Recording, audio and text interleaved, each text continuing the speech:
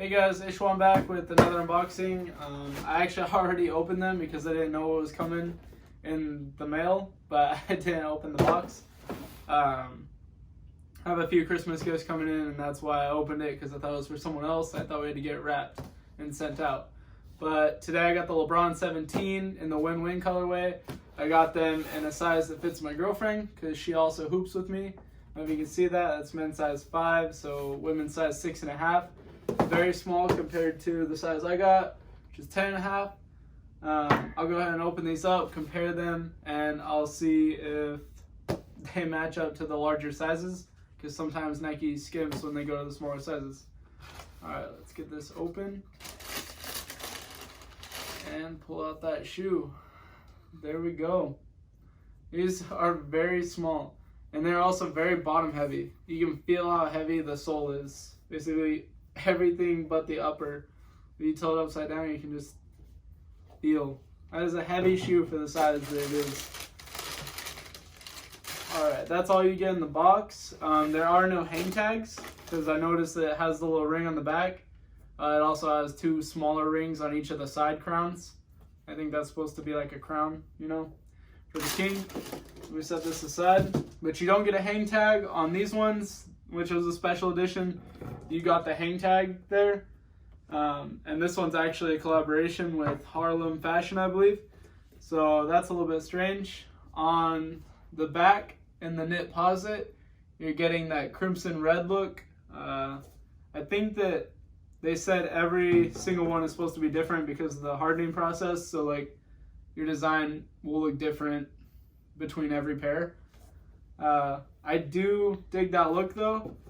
If you'll notice, there's a little bit more gold on the back of this one than there is on this one. It's more red over here. You do get glitter on the Lebron logo on the inside, and you got glitter in the battle knit up front. Also, the tongue is all battle knit or fly knit, whatever it is. Unlike on this color, you get the cover, and then under it, it's like a fake leather. But that creases pretty hard. I don't know if it helps with comfort or not to have it just be fly knit. Maybe it helps the shoe be more flexible. Maybe it's just the size. You got the lion on the front that holds the laces in its teeth. Kind of got that messed up a little bit. But the lion's really hard. It's a hard plastic.